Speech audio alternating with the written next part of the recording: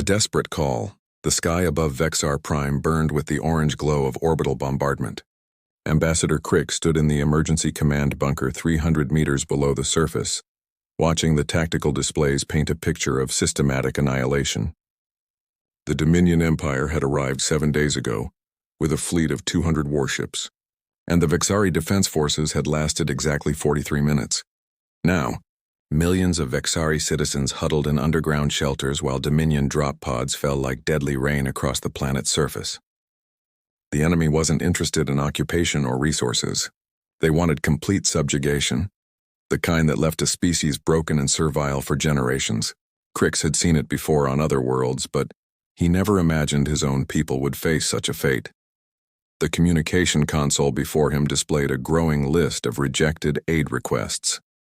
Each name on that list represented a supposed ally, a trading partner, or a member of the Galactic Accord who had sworn mutual defense. Each rejection felt like watching another door close on their survival. "Ambassador, we've lost contact with the northern continent," reported Commander Zelk, his scaled face showing the exhaustion of a week without sleep. The Vexari were a reptilian species, their green and brown scales typically vibrant with health. But stress had dulled everyone's coloration to a sickly gray. "The Dominion has deployed their atmospheric processors. They're converting our air to their preferred mixture." Crix closed his 4 eyes, a gesture of deep grief among his people. The atmospheric processors meant the Dominion intended to stay. Within months, the Vexari would need breathing apparatus on their own world. Within a year, any resistance would be impossible as their very atmosphere became hostile to their biology. "Any word from the Celestial Union?" Crix asked, though he already knew the answer. "They cite the non-aggression pact they signed with the Dominion last cycle," Zelk replied. "The Etherians claim their fleet is engaged in peacekeeping operations in the Outer Rim. The Quellans—" He paused, disgust evident in his voice. "The Quellans are already negotiating trade agreements with the Dominion for after our fall." The bunker shook as another kinetic strike hit somewhere above them. Dust fell from the ceiling, and several junior officers scrambled to check structural integrity readings. They were running out of time, and everyone knew it. "There must be someone," Crix muttered, scrolling through the database of known spacefaring civilizations. Most were either too far away, too weak, or already under some form of Dominion influence. The Empire had spent decades building their power base through intimidation and strategic alliances. Fighting them meant facing not just their fleets but the political isolation they could enforce. Then a name caught his attention, buried deep in the archived contact lists. Earth, the humans. Crix had heard stories about them, mostly from traders who'd ventured into their space. They were a young species by galactic standards, barely 2 centuries into FTL travel. But the stories were something else. Humans had fought 3 major interstellar wars in their short time among the stars, and they'd won all 3. Not through superior technology or overwhelming numbers, but through sheer stubborn refusal to surrender. They'd once sent a fleet of mining vessels armed with improvised weapons to defend a colony, and somehow won against a professional military force. They'd turned their own sun into a weapon to repel invaders. They were by all accounts completely insane by civilized standards. "Sir?" Zelk noticed Crix staring at the screen. "You're not seriously considering—" "The humans have no treaties with the Dominion," Crix said slowly. "No trade agreements to protect. No political capital to lose. They're isolated from galactic politics by choice." "Because they're unhinged," Zelk protested. "Sir, there are documented cases of human ships ramming enemy vessels when they ran out of ammunition. They treat war like some kind of competitive sport. Their military doctrine includes something they call acceptable losses that would horrify any civilized species." Another explosion rocked the bunker, closer this time.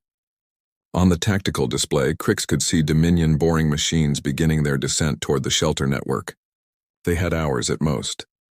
"Unhinged might be exactly what we need," Crix said, initiating the communication protocol. "What do we have to lose? If they ignore us, we're no worse off. If they send help, we might die in an even more spectacular fashion," Zelk muttered, but he didn't try to stop the communication. The quantum entanglement communicator took several minutes to establish a connection across the vast distance to Earth's territory. When the screen finally activated, Crix found himself looking at a human male with short gray hair and weathered features. He wore a black uniform with minimal decoration, and behind him was what appeared to be a strategic command center. "This is Admiral Marcus Chen, Earth Defense Coalition," the human said in accented galactic standard. "We're receiving you, unknown caller. State your business." Crick straightened, trying to project dignity despite their desperate situation. "Admiral Chen, I am Ambassador Crix of the Vexari Republic. Our homeworld is under attack by the Dominion Empire. Our defenses have fallen, and our population faces extermination or enslavement. We formally request immediate military aid from Earth."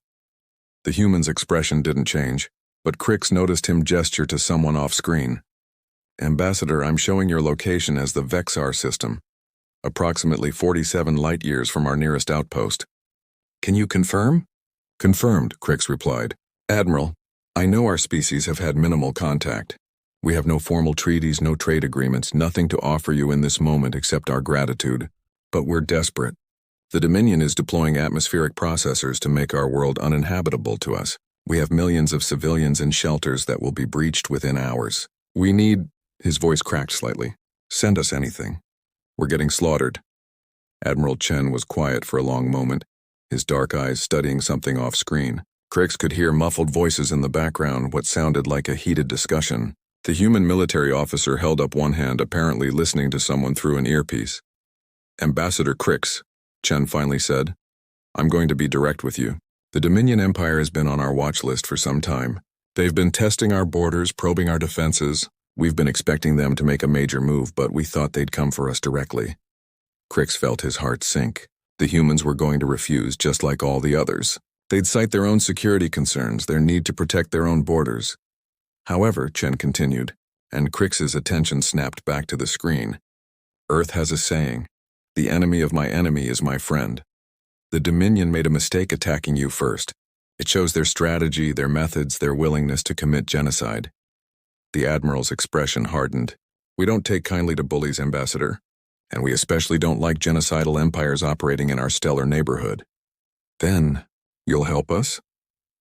Crix could barely believe what he was hearing. Chen smiled, and there was something predatory in that expression that made Crix understand why other species found humans unsettling. "Oh, we'll do more than help, Ambassador. You asked us to send anything." The Admiral turned to someone off-screen. "Prep the Prometheus for immediate departure, full combat loadout, and signal the Mars fleet. Tell them Operation Hammer is now active." "Admiral," Crix said quickly, "I should warn you, the Dominion has over 200 ships in our system. Their technology is advanced, their shields nearly impenetrable by conventional weapons." Chen's smile widened. "Ambassador, you said send anything. You didn't specify size limitations. The Prometheus isn't just anything, she's everything. 2.3 kilometers of human engineering, armed with weapons that violate at least 15 Galactic Accord treaties we never signed." He paused. "We'll be there in 18 hours. 18 hours? Zelk blurted out from beside Crix. "That's impossible. The journey should take weeks at maximum FTL." "Should take weeks with standard FTL," Chen corrected. "Humans don't do standard." "We'll see you soon, Ambassador. Try to stay alive until then. Things are about to get interesting." The communication ended, leaving Crix and his staff staring at the blank screen. Above them, the Dominion continued their relentless assault, boring machines grinding ever closer to the civilian shelters. But for the first time in 7 days, Crix felt something other than despair. He wasn't sure if it was hope or terror. When Titans answer. 17 hours and 43 minutes after the communication ended, every sensor in the Vexar system screamed warning simultaneously. The Dominion fleet, arranged in perfect formation around Vexar Prime, suddenly found their instruments detecting a massive gravitational distortion approaching at impossible speeds. Commander Thrax of the Dominion Empire stood on the bridge of his flagship, the Inexorable Might, watching the readings with growing concern. "What is that?" he demanded, his forearms gesturing at the tactical display. "No ship creates that kind of subspace wake." "Unknown, Commander," his sensor officer replied, panic creeping into his voice. "The mass readings they must be malfunctioning. It's showing an object over 2 kilometers in length." "Impossible," Thrax snarled. "No species builds warships that large. It's impractical, inefficient." His words died as reality tore open 300,000 kilometers from his fleet's position. The tear in space was visible to the naked eye, a writhing wound in the fabric of the universe that sparked with energies that shouldn't exist. And through that wound came humanity's answer to the Vexari's plea. The UES Prometheus emerged from what humans called a hellspace jump, like an ancient god of war taking physical form. At 2.3 kilometers long and nearly half a kilometer wide, it dwarfed every ship in the Dominion fleet. Its hull was not the smooth, elegant design favored by most spacefaring species, but a brutal architecture of angular armor plating, weapon emplacements, and siege shields that gave it the appearance of a flying fortress. In the Vexari command bunker, Ambassador Crick stared at the tactical display in shock. The human ship was impossible. It violated every principle of efficient starship design. The power requirements alone should have been prohibitive. Yet there it was, real as the death it promised. By the ancestors, Commander Zelk whispered. It's not a ship. It's a mobile battle station.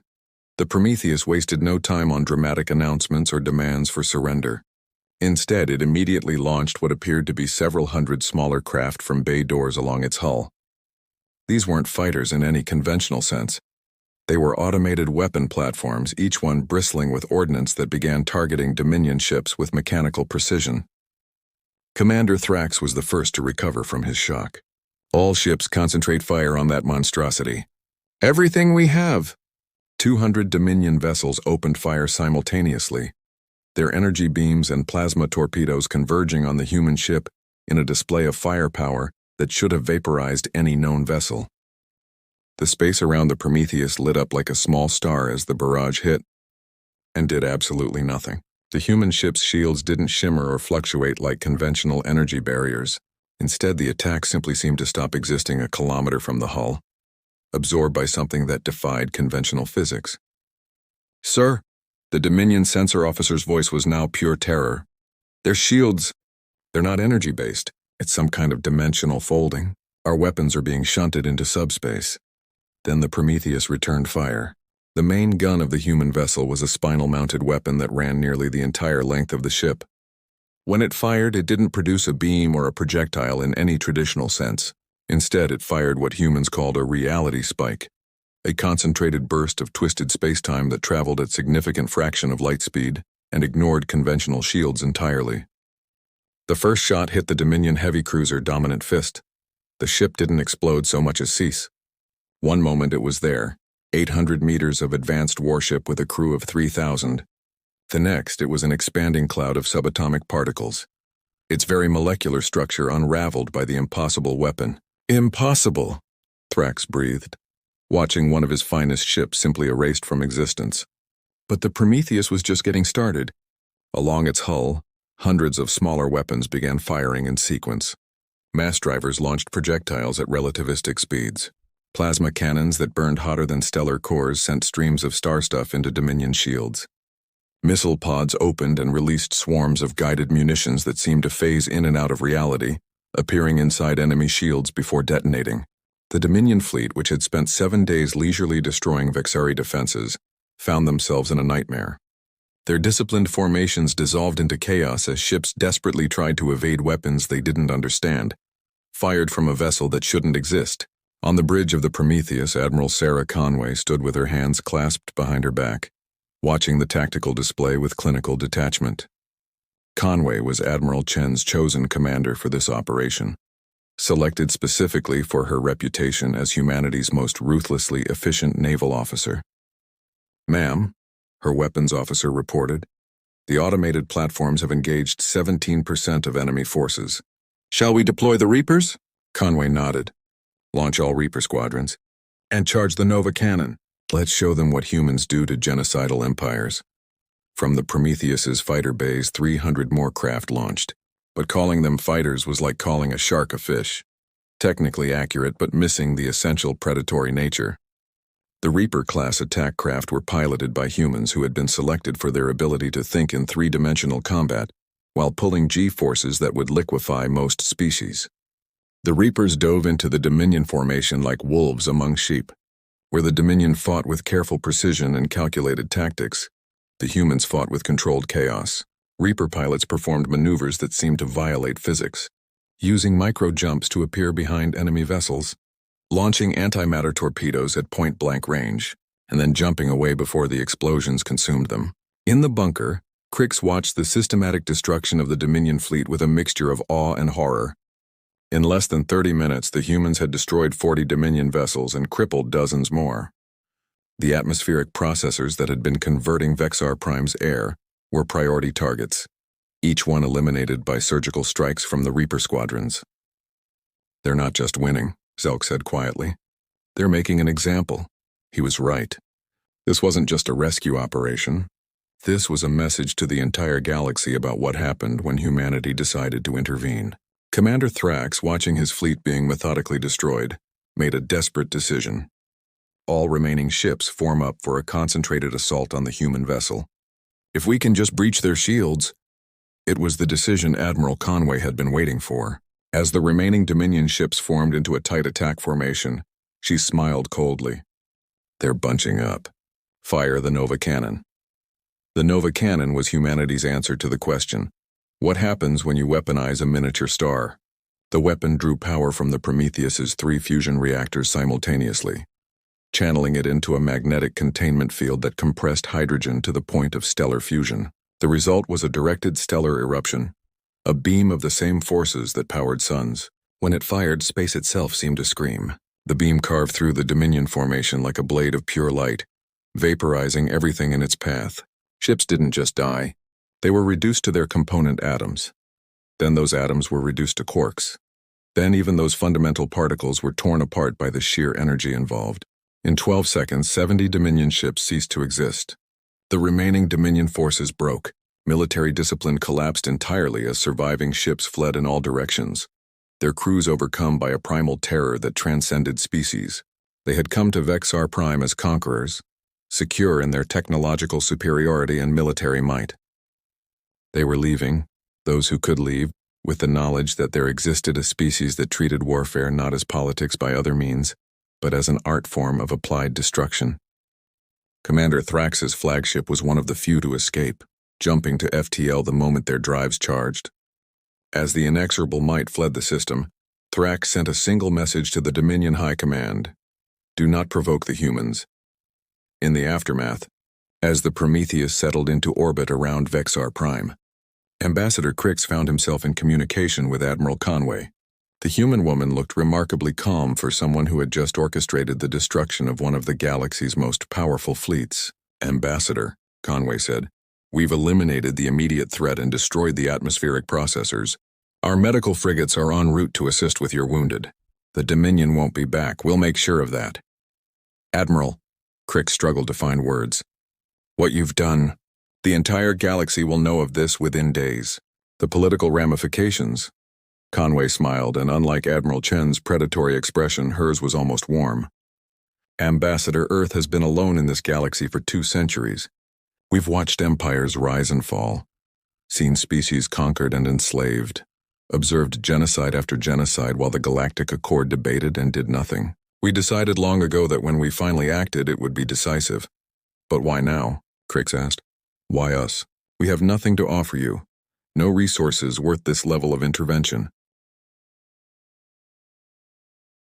"You asked for help," Conway replied simply.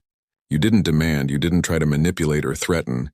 You simply asked, admitting you had nothing to offer but gratitude. Do you know how rare that is in this galaxy? Honest desperation and genuine gratitude?" She paused, then added, "Besides, the Dominion was eventually going to come for Earth.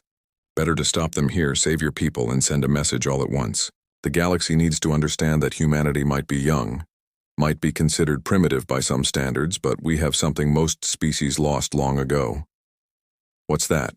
Crix asked. "The willingness to be the monster that monsters fear," Conway said. "Your people are safe now, Ambassador. And if anyone else threatens you, just remember, you have our comm frequency." As the connection ended, Crix looked at the tactical display showing the debris field that had once been a Dominion invasion fleet. In less than an hour, humanity had shifted the balance of power in the entire galaxy. They had shown that technology and numbers meant nothing against a species that had turned warfare into science and violence into art. The Vexari were saved, but Crix wondered if the galaxy would ever be the same.